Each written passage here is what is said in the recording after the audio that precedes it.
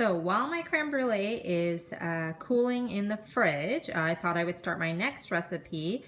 This is day 5 with the Instant Pot, and my next recipe is going to be potato soup. So I have all the fixings here, or most of the fixings here. And the first thing that we're going to do is we're going to turn it on to the saute mode, make sure that it's on high pressure or more, and let it heat up. While that is heating up, I'm just going to make sure I have everything that I need. So I have a couple of cups of potato, maybe 3 cups of diced potatoes, some carrots, diced onions, a little bit less of the diced celery, butter. I use a vegetable broth. If you're not vegetarian, you can use a chicken broth. Have 35% whipping cream for the end, and some milk to thicken up the soup. If you are wondering why my milk is in a bag, I'm in Ontario, and our milk comes in bags, not in jugs. What we will also need is some salt. Got my salt and some pepper. And if you want to add a little bit more flavor, we can get some Cajun spices in there too. And if you like bacon, I don't eat it, but if you like it, you can start off by sauteing some bacon in the pot first and get some of that flavor into your potato soup. So now that the pot says hot, that means it's ready to start sauteing. So I'm going to start by adding 1 to 2 tablespoons of butter. I like to use real butter instead of margarine, but you can use either. And that's going to start melting right away. The pot is quite hot.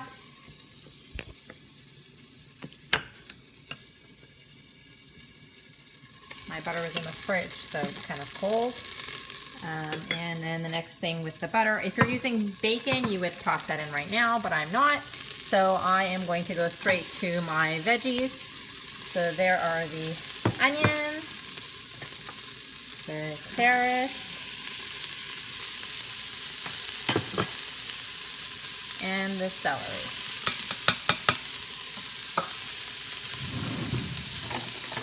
I'm going to saute that up a little bit.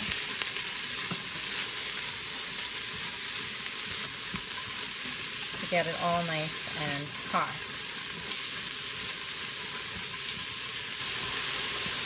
As it's sauteing, I'm going to add a little bit of the vegetable sauce to get it started and get it cooking a little bit faster.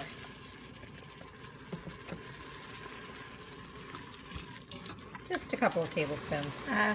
After I've sauteed up the veggies for maybe 1 to 2 minutes, I am going to throw in the potato. Sorry about all the steam there. I left a few in the bowl. So I'm going to toss those in too. And then we'll just continue sauteing it maybe for another minute. While that's still on the saute function, I am going to add some salt and pepper. Don't skimp out on the salt unless you have a very high sodium broth, because the potatoes are going to. I added salt and pepper to taste, which for me would be about 1 teaspoon of salt and about half a teaspoon of black pepper. Just going to put those back. And now that it has actually sauteed for about another minute, it's time for me to be able to put it onto the pressure cooking, but I want to add some liquid into it. So we're going to add the broth. I would say add about 2 cups of broth at this point, depending on how much soup you're making. Maybe that was 3. I think that was maybe 3 cups of broth.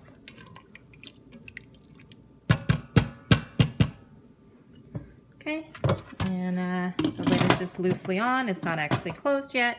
I'm going to turn off the saute function, put on pressure, manual, and adjust the time down to 5 minutes.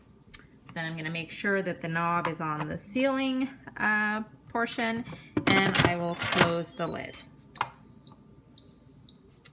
So there you go. Now it will heat up to come to pressure. I can walk away and do whatever I need to do.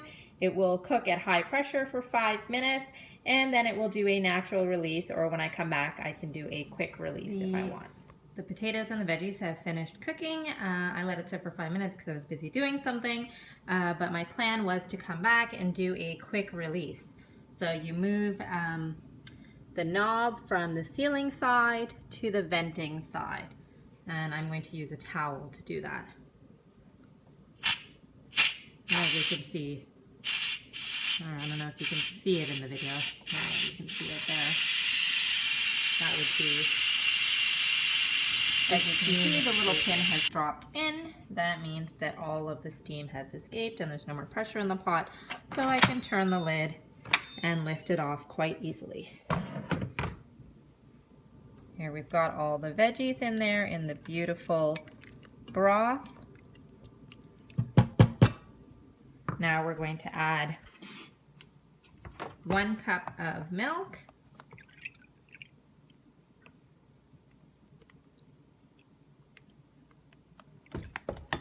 Along with 2 to 3 tablespoons of flour to thicken it up a little. I'm going to mix that up.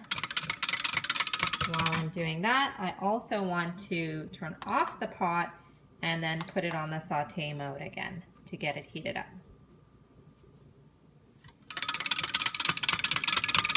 Because the pot is on saute, if you leave it, you'll see it'll start to gently bubble a little bit, although the flash from the camera is making it kind of reflective. Okay, so we'll add in our milk and the flour. There we go. And mix that up. And then I will actually remove a little bit of the soup so that we can retain some of the chunks in the soup. Some people like a completely smooth soup. If that is you, then you can just leave it the way it is. But if you are like me and you like a little bit of pieces in your mouth, then you can take that. Next, I will take my immersion blender. After I blended it, it started to get really bubbly. So I turned it off by pressing the off button.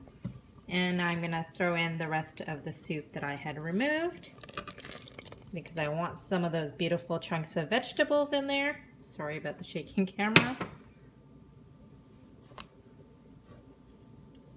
It's a little bubbly because of the immersion blender, but that will go away in a minute. And then I'm gonna add a little bit of Cajun spice because I like a little heat in my soup. But if you don't, then you can skip that step. And I am also going to add a little bit of dried parsley, but again, it's up to you, but it does add a very nice flavor to this soup. Or you can add fresh parsley if you have it. But since I don't, I will make do with the dried. It smells heavenly right now.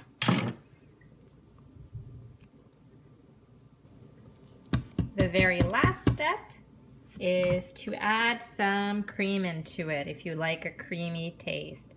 I'm using whipping cream, which means I won't use a lot because it's quite heavy. So just a little bit to give it a nice creamy flavor. The Instant Pot is still warm, so it will mix in quite well. And then we will scoop some out. Let's see how it is.